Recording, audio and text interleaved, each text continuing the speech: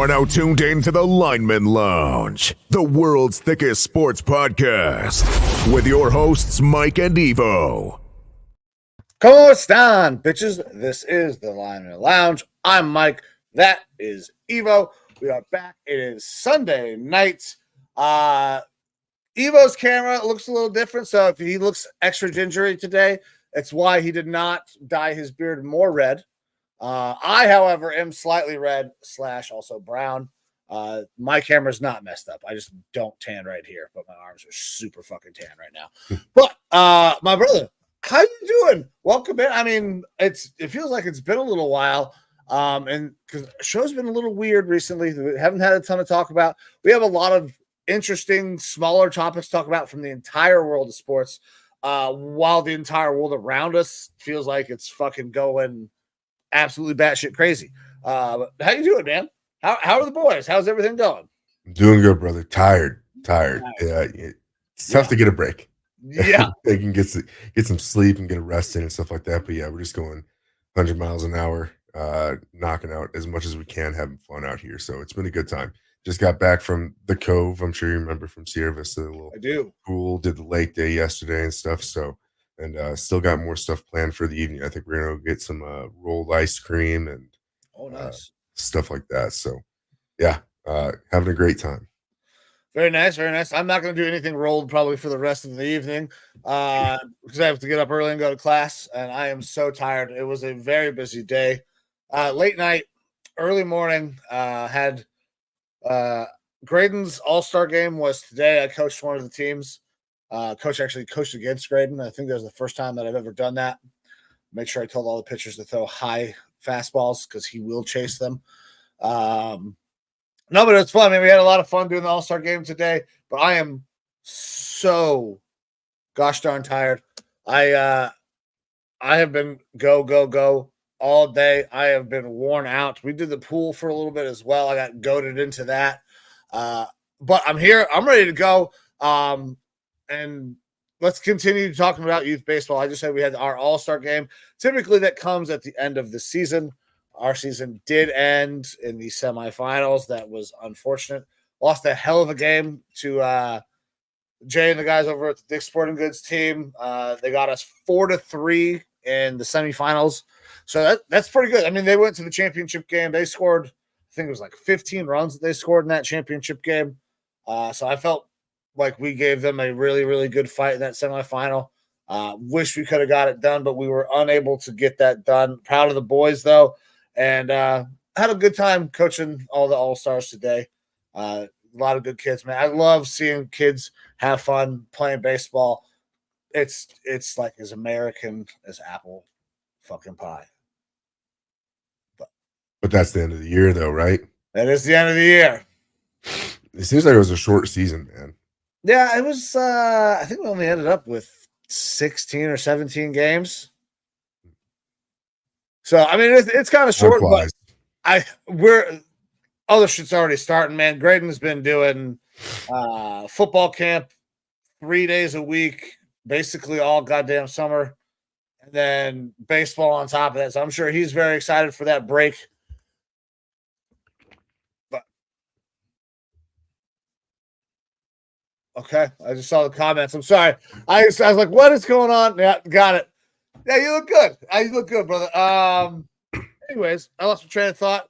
Let's talk about something else besides youth sports because, I mean, we got a lot of other shit to talk about, don't we?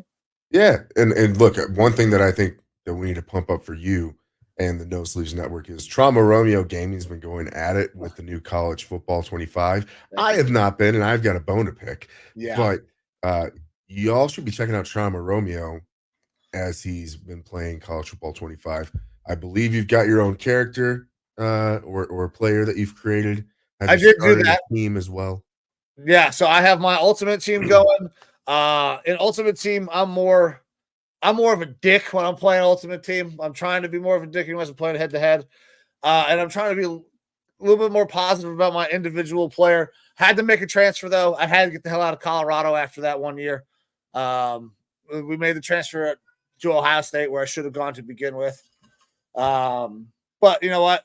When you're a white running back with 80 speed, like Ohio State's not always coming calling. So, it's been fun, man. The game is awesome. I'm super sad that you and the rest of the PC world cannot get on this. It's not even that they didn't do it for PC. No older gen consoles. You must have a new next gen console to play it. That is one mark where they missed, but NCAA is That's chef's. the thing that I don't get is like the current gen consoles. That's relatively normal, and it's not something that I have a problem with because we can't keep putting games out on old consoles. Right. But Madden's on PC. Like you would think, it's such a big player base that you're cutting out. So for me, I have a generation older Xbox for the boys to play, and now I'm just stuck with I went to go download the game and I was about to pay extra for the EA Play whatever BS to be able to have early access. And I'm like, it's not showing up anywhere on here. What's going on? And then it clicked in my head. I was like, there ain't no way that this isn't out on PC. And sure enough, no plans for it to be on PC, nothing. Like I didn't ever think that was going to be a thing. So I'm kind of high and dry right now. I'm pretty pissed about that. The boys might need to get a new Xbox. I think that you should definitely spend the money for the boys to get a new Xbox. Right. Well, I tried to talk to the future mother-in-law here about she's got a current Xbox that she got for Christmas for her husband. And I was like, does he play it? Maybe I could take it off his hands. Yeah. Nah, not happening. So if anything, I'll have to shell out money for it here. It's tough for me to fathom shelling out even for the cheaper version of that new Xbox, $350 plus tax for that, and then another $60, $70 for the game. I'm going almost $1,000 to play some college football. But I promise you, brother, if you get that, then hear me out. This is still sports related, but also part of the No Sleeves Network.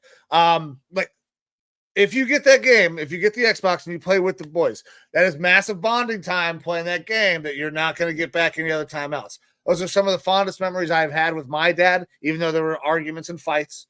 That's some of the fondest memories I have with Graydon now, even though there's arguments and fights. But do recommend that because it is dope, especially when you and the boys build up Kennesaw State or some shit like that to a national champion. Yeah, I've got eyes on ECU or something like that, Okay, everyone's doing Kennesaw State because they weren't in the last one. Yeah, they just made it up to college football level and they're lowest ranked and everything like that. So a lot of people are like, let's start from the bottom, build them up to national champions. So I want to do something a little different if I end up playing, but yeah, it's been rough watching everyone getting to play and then having to sit on the sidelines. I feel for you, buddy. I feel for you. But if you need to watch some, I'll probably be playing tomorrow after I get done with class. I'm not doing that tonight. I'm going to bed after we're done with this.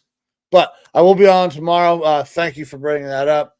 Trauma Romeo is my gamer name born from the accident. But yeah, let's we already started diving into some sports. We can keep even talking about college football. Nice little transition. Nick Saban is being honored by the University of Alabama. It will apparently be called or possibly be called Saban Field at Bryant-Denny Stadium. Kind of a big deal.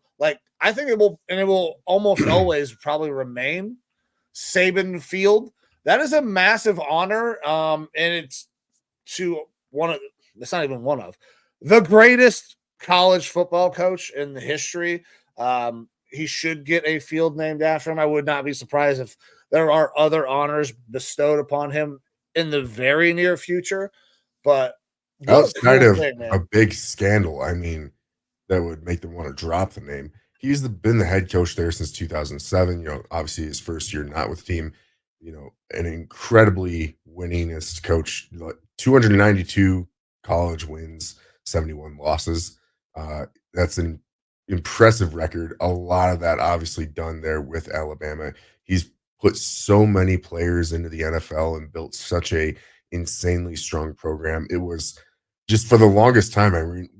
Things have shifted a little bit with Georgia becoming more prolific and things like that. But when we started this show, it was, we're kind of getting tired of Alabama always being number one because it seemed like for a decade they were like head and shoulders above everybody else, like not competitive whatsoever.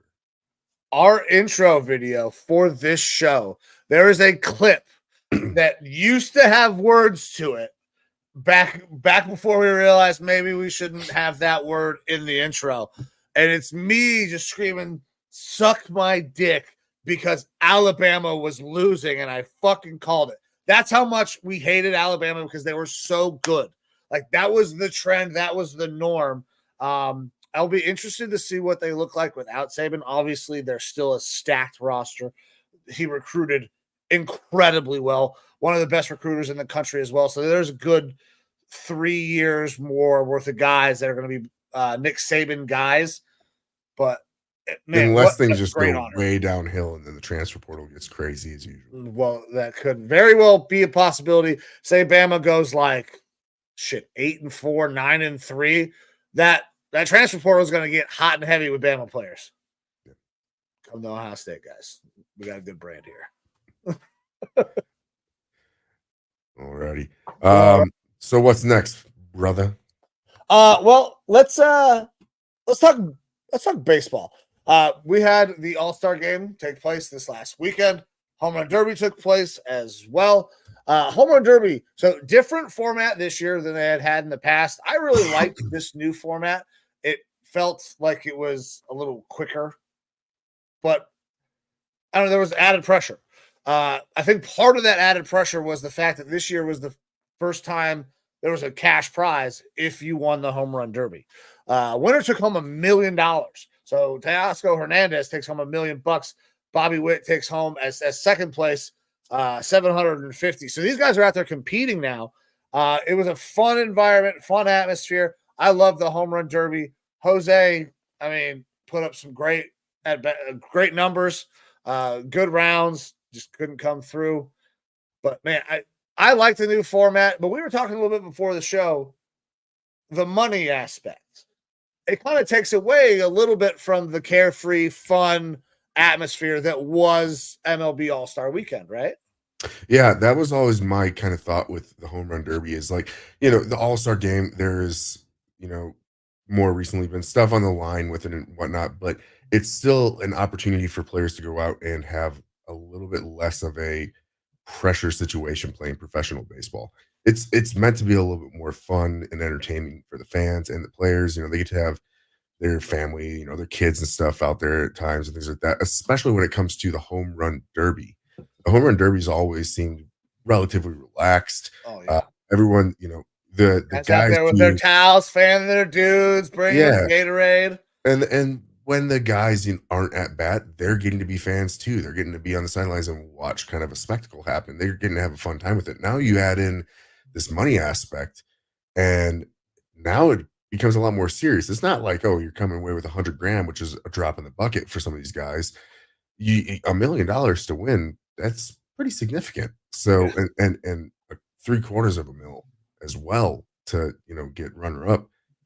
So the selection of who's going to be throwing pitches for you and whatnot. Much more pressure packed. There's going to be a lot more thought process going into this, and it's going to be a little bit less about like, hey, let's go out and have a fun time and let's try and bring home a little bit of a bag.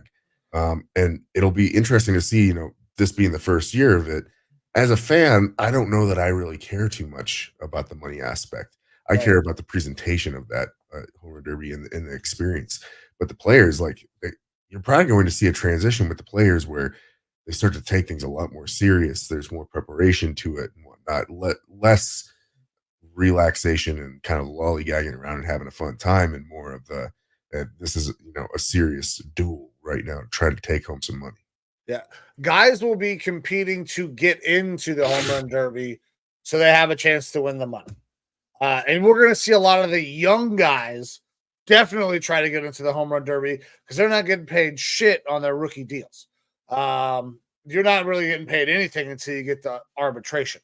So these younger guys are going to be hunting.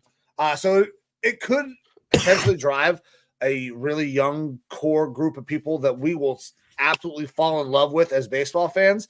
Maybe that's MLB's ploy here. I hope that's the case. I think it might be. I don't know that Rob Manfred is wise enough to plot that out, but like could be a happy accident for them because if you get like the Bobby Witts in there all the time, some of these young crazy stars that we have coming up, like people are going to tune in. You'll have more star power and they're going to want to be there and compete. I kind of like the fact that there's a little bit of money, but I guess if they start talking about the money aspect during the broadcast, during the presentation, I would be a little annoyed with it. Like, oh, these guys are fighting for a mill. They're going for it. Like, well, they're going for it because they're competitors. They want to win. It's the home run derby. They're still having a good time. Mm-hmm. Sure, the money's there, but that would suck to detract it from it that way. But I think we're going to get a lot of young guys that want to compete and earn a little extra cash. Yeah, for sure. Cool. I got nothing else. MLB All-Star wise. No, that's good. Let's switch over to basketball, man. Like this is not a big basketball show. That neither one of us are gonna sit here and be like, we are association knowers. We're not ball knowers really, really well.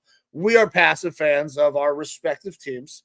But even as passive fans, I think we would both know that the United States, Team USA, is supposed to kick the shit out of South Sudan, right? Like, I mean, I know that South Sudan has a couple NBA players on their roster or former NBA players on their roster, but Team USA was supposed to spank them. Are we nervous about Team USA? Are we going to have to worry about another team coming around the corner? I mean, we talked about this a little bit beforehand. It feels like, yes, the thought process is that Team USA is supposed to just kind of dominate and walk on everybody.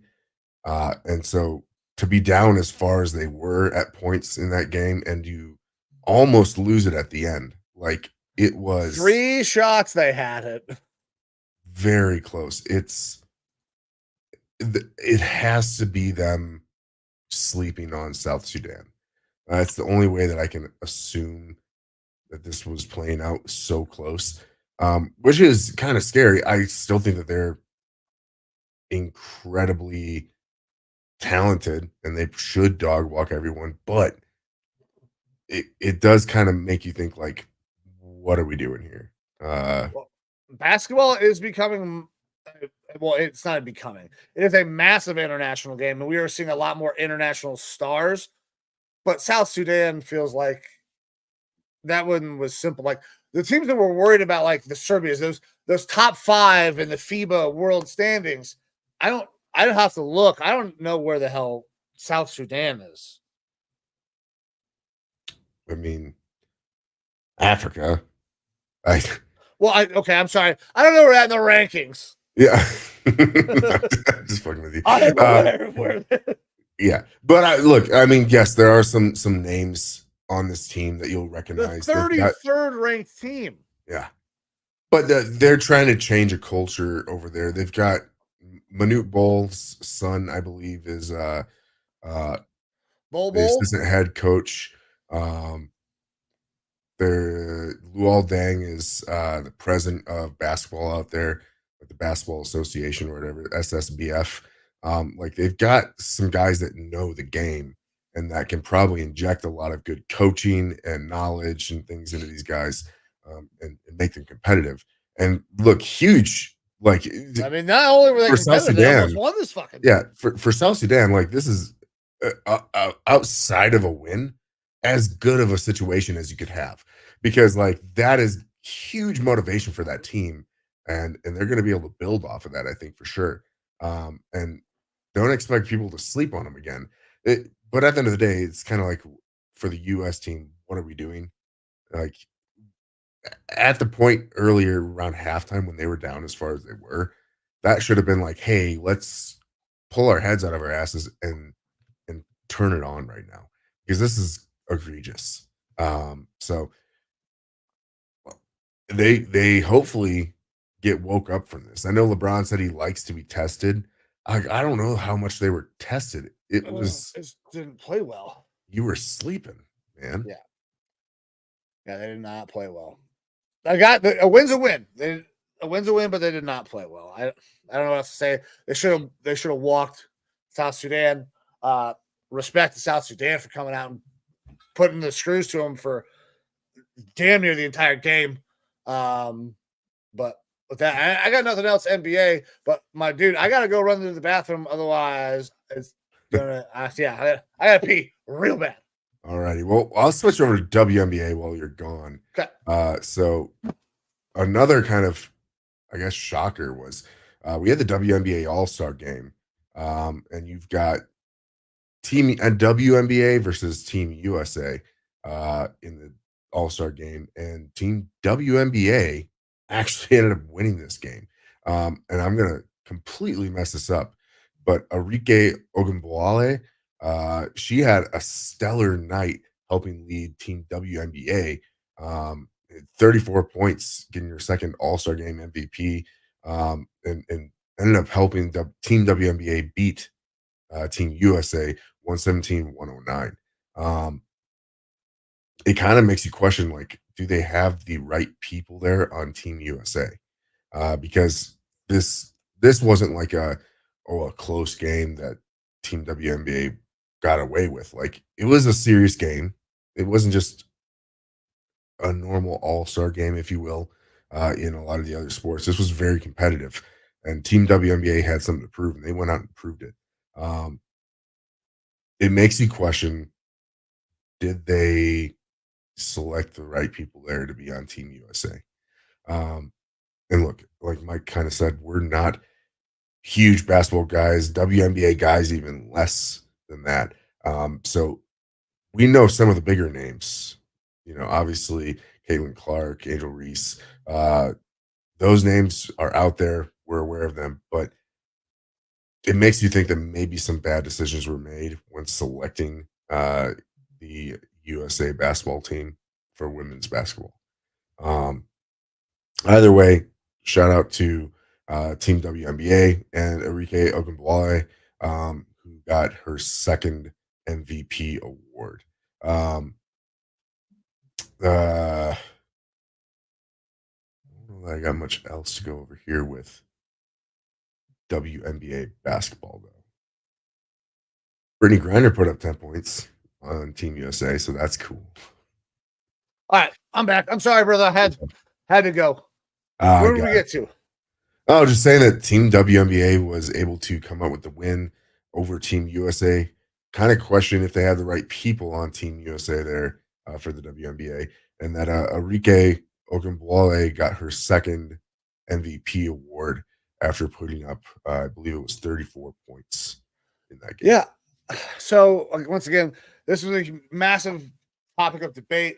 Who is going to be on Team USA? Some people felt like Caitlin Clark should have made it. I thought she should have been on there purely for the Bert. Shut the fuck up. Come here. I felt like she should have been there purely just for the marketing reasons. And then Team WNBA goes and wins and beats Team USA. Now, this could happen, right?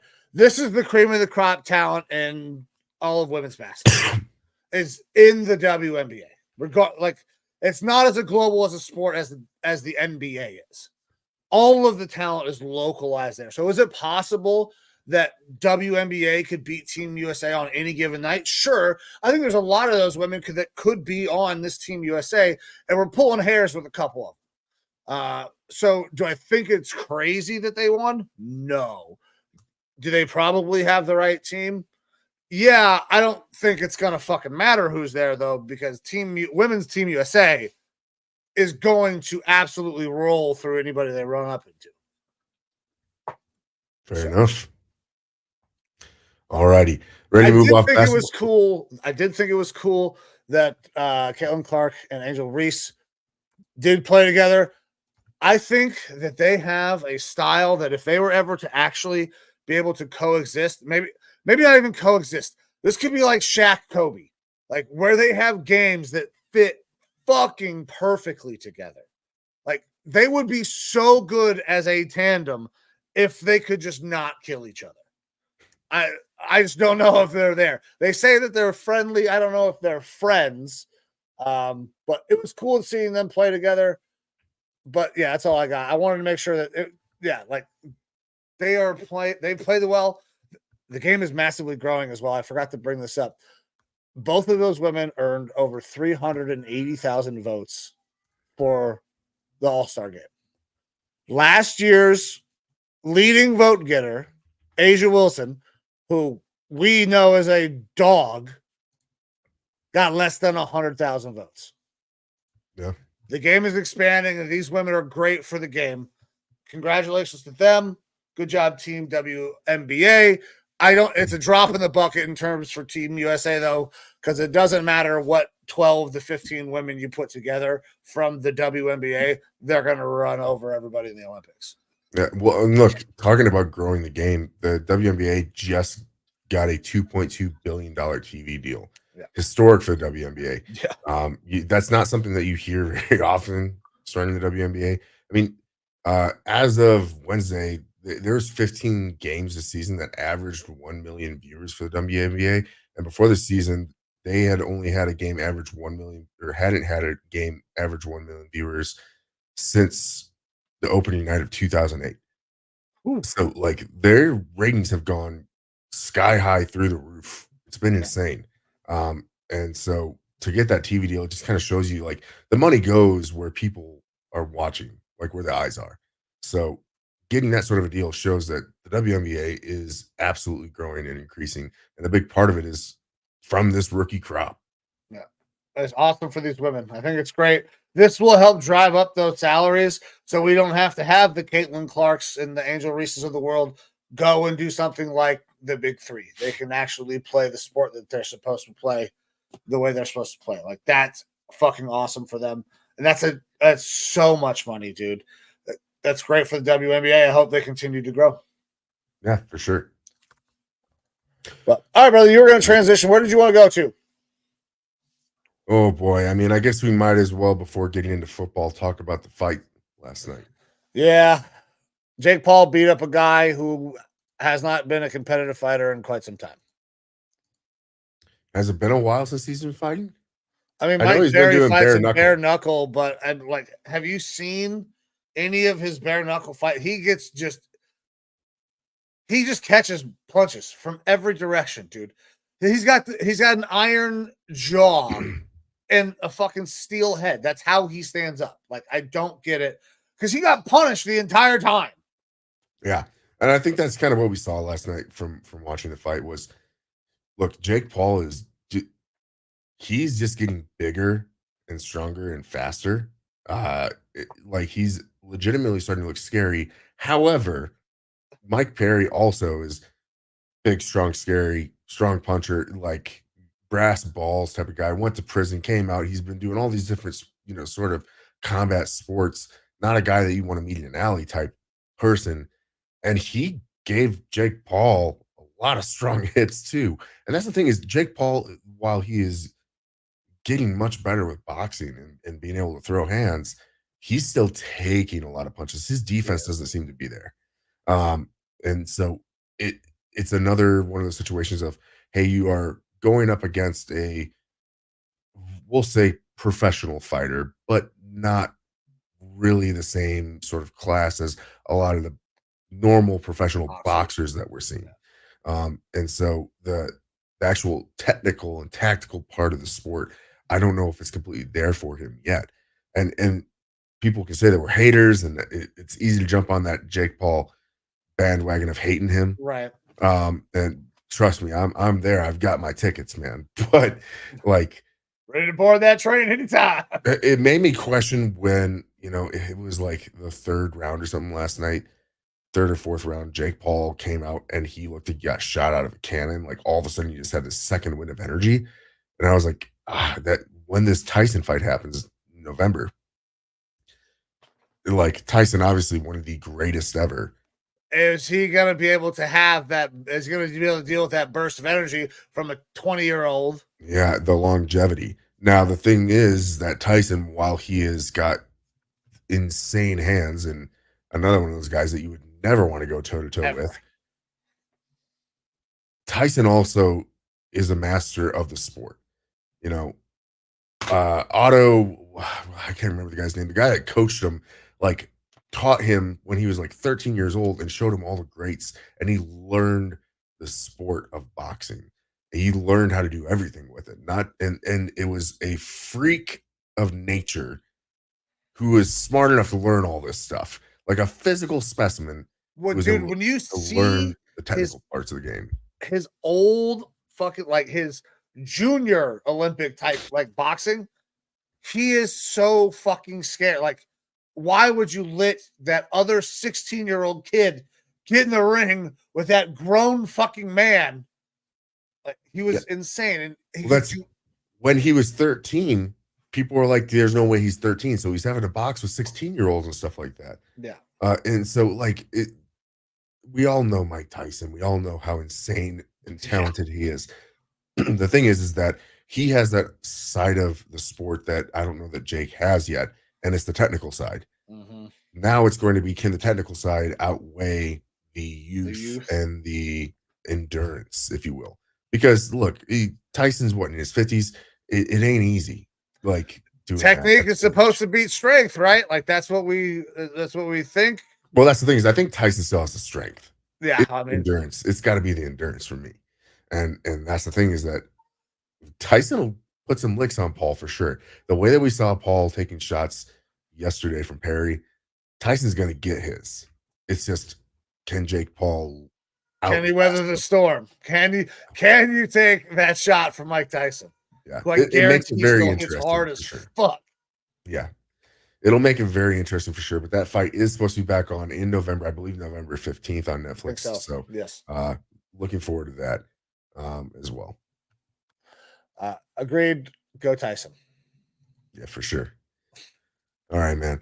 And then I guess with that, we can kind of jump into football and wrap things up from there. Yeah, it sounds good to me, man. So training camp has opened up. Teams have all reported at this point, I believe. Yeah, I know. Like my Vikings, I believe, we got all of our rookie deals signed, and then I believe the rookies have reported, and vets might report on Wednesday or something like that. I know other teams were reporting as early as last week and started on things. So we are truly getting into the swing of football finally. Training camp is awesome time of year. I mean, we're going to be seeing preseason games here in the next couple of weeks, I believe. Yeah, very soon. We are, I think, 7 weekends away from NFL football, maybe 6. I know we are 6 Saturdays away from college football, so I think it's probably 7.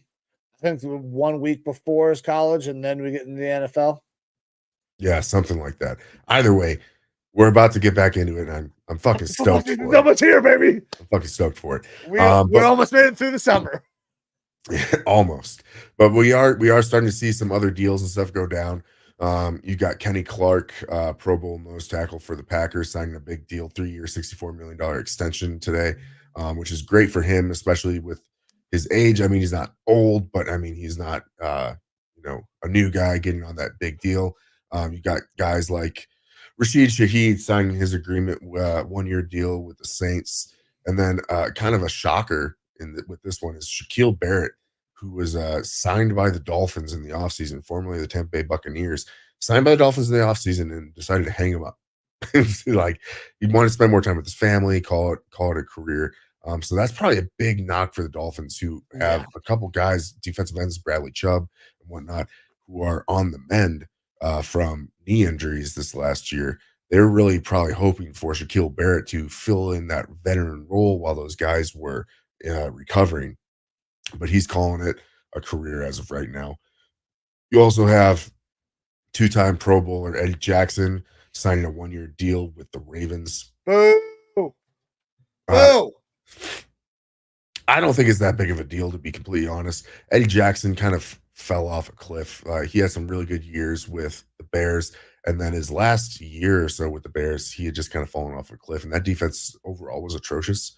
I don't know if that's Eddie Jackson or if that was that defense as a whole, bad schemes or what the hell was going on. That defense was terrible. And then they started to gut every ounce of it. Mm-hmm. But You would expect to still see some standout play from him. And he just kind of looked, I don't want to say washed up or toasted in the games that I saw when the Bears played Minnesota, but he did not look like a threat like he had before.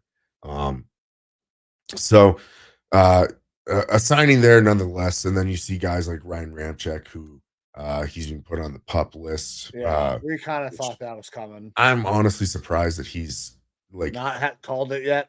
yeah, for everything that we hear is that there's no cartilage there. It's bone on bone in his knee, and it's just a matter of time before that knee just is completely failing. And you're talking about probably completely failing without sports. Yeah. So you're playing a super tough position there at tackle. Um, it's a rough one, but yeah, kind of expected that he was going to be on the pup there to begin. Yeah, we kind of knew that was coming. It does think for him. Ramczyk was a dude that was on a massive trajectory at one point, and injuries kind of hurt his career, derailed some of the things that he could have possibly done. Feel for him, but I don't understand why the pup list. I mean, is he? What does his deal look like? If he's on the pup, he's not getting paid. I'm not sure what Ryan's trying to do. It's hard to give it up, and it's tough to watch guys not be able to say, I want to leave now because I can leave now, and I'm leaving now because I have to. You never want to see that, but that's kind of the boat he's in right now.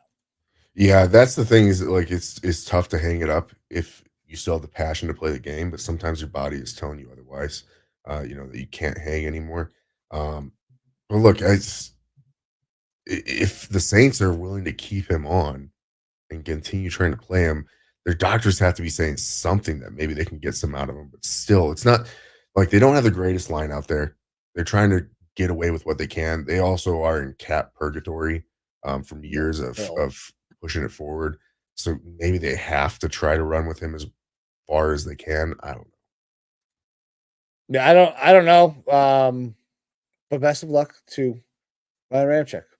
Starts here on the pup, and it should end his year as well there. I believe that's. I think he's done for the year is what that was announced. Mhm. So, Yep. but damn, brother, we got anything else? No, not really. I mean, there's other signings and things like that happening. Cam Akers got signed by the Texans. He had previously played the past year, with the Vikings, blew his Achilles out again. He had previously blown it out, the Achilles, with the Rams. Looked real good when he was with the Vikings, but again, Achilles injuries are just really tough to work through. He had previously, I guess, come in like in the last week for a workout with the Vikings, and it looked like they might try to re-sign him pending a physical. And I guess that physical didn't go good with the Vikings, but it checked out enough with the Texans where he's with them now. Bringing in another body there to the Texans. Not a whole lot else though. Otherwise, in the NFL, I mean, you're seeing stuff about Xavier Worthy and the Chiefs and how he caught a big pass from Patrick Mahomes. They're in shells, and it was a deep pass. That's about it. But you're about to see a whole lot of that as these training camps open up. People are going to be starting to show off, like, "Hey, here's our new shiny toy, and look what they're going to be doing for us this season." I think that that's probably a little hopeful for Xavier Worthy. I jump back into our draft shows. Like, the guy's got wheels on him.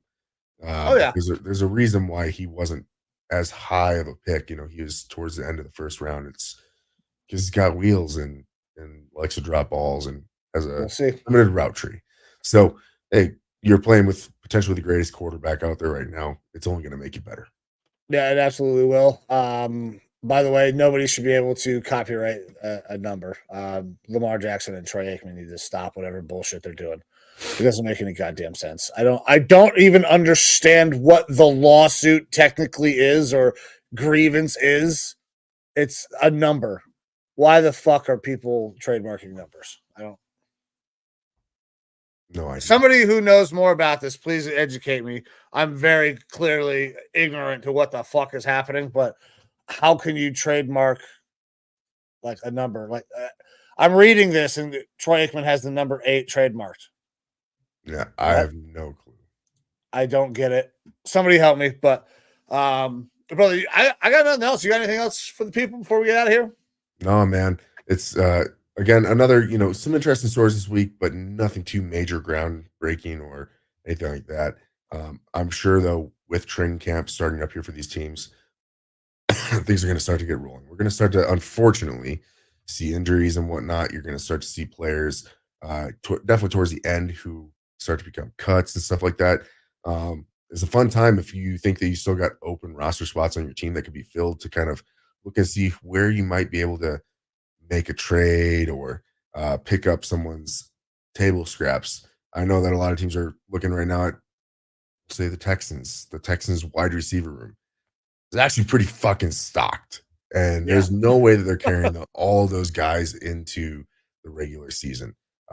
They've got like probably 9 guys that deserve to be on NFL rosters, and they aren't going to carry all of them. So things like that, we'll obviously get more into the training camp stuff as it really hits full swing, and give our thoughts on that.